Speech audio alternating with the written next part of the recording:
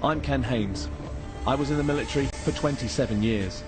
I served in the Army, the Royal Marines and Special Forces. Since I left 6 years ago, I've used the skills the Army gave me to carve out a new career as a motivational speaker and TV presenter, challenging others to test their own limits. I've been really lucky, but others haven't. And some people who have served their country don't even have the most basic necessity, shelter. On any given night in London alone, there are thought to be over 1,000 homeless veterans. One thing I really learnt when I was in the Army is that you never let your mates down and you never leave them behind. The principle of the battlefield is that somebody drops, we carry them and we carry them back to safety.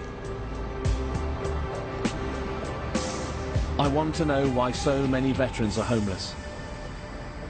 I want to know if their experience in the military has caused it. And on my journey, I'll be forced to confront my own experiences. Am I really that different to Britain's homeless soldiers?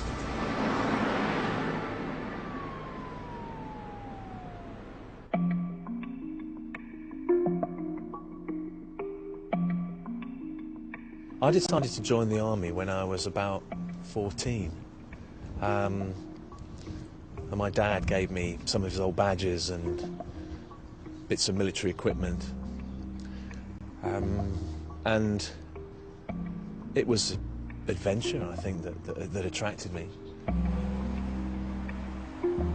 During my career, I served in Northern Ireland, the Falklands and the Gulf.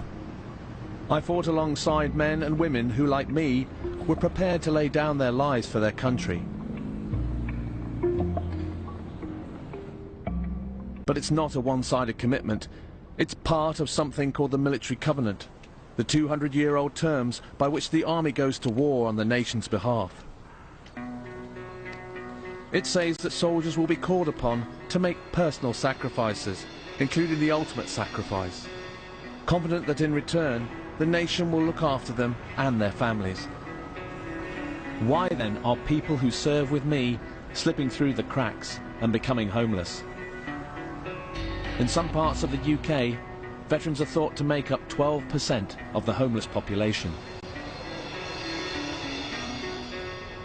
Holborn Viaduct in London is one place I've been told homeless soldiers sleep rough. It's a really sad old place here. It stinks of urine, it's cold, it's miserable. And in these doorways there's fag butts and matches and evidence that people were here last night. It's the last kind of place I think anyone, let alone a soldier, should have to live. But it's here, under the shelter of the viaduct, that I find Davy Pascoe. He has been homeless since 1991, in and out of hostels and living rough on the streets. How you doing, pal? You all right? Do you want a fag? Do you want a real one? Yeah, they give you. How long you wouldn't know it to look at him, but Davy, who's 41, comes from a family with a long military history. So 2 sons and the dad, and what about your granddad? Was he in as well? Yeah, he was in the Royal Navy. He was in the Royal Navy? Second World War. So 1, 2, 3 generations of your family serve this country? Yeah. Davy spent 5 years in the Army as a tank driver and a machine gunner. But he tells me that staying in peak condition proved difficult. Coming out of the tanks really was a bit daft, but I was having trouble with fitness at the time, and my fitness was getting bad. So you got unfit and you had trouble keeping up with your BFTs, your battle fitness test, combat fitness test. Yeah. And then what happened then? I then come out and Did you just decide to leave? You said, I'm going to leave and I'm going to go, or? Yeah, I just got on the train, come back to my mum's, knocked on the door. She said, what are you doing? I said, I've come out of the Army, and then she went mad, and my brother went mad because he was in artillery as well. How did you become homeless and sleeping rough? I sort of like gone down a crooked path then and got in trouble, and got in with the wrong crowd sort of thing, and ended up in trouble with the police and all sorts of things and that. Davy lost contact with his parents and brother and is completely on his own. He has spent years in and out of hostels, but bad experiences have left him unable to trust anyone.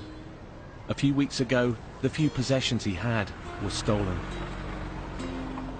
It's heartbreaking that a highly trained tank driver can end up homeless for 17 years. I feel a bit choked up, to be honest. I feel really sorry for him. It's desperate, isn't it? Desperate.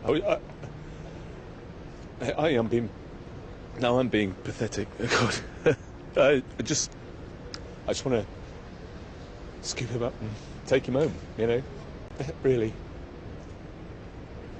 It's desperately sad. It's just awful, awful.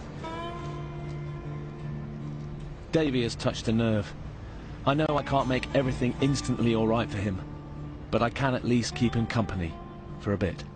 So I'll be okay here, yeah? That's it. I want to get a sense of what Davy goes through every night under the viaduct, surviving and fending for himself. Down here, this is why I choose it, it's quite nice down here. Yeah. So it's better than your Strand. This is about the nicest place you'll get in London.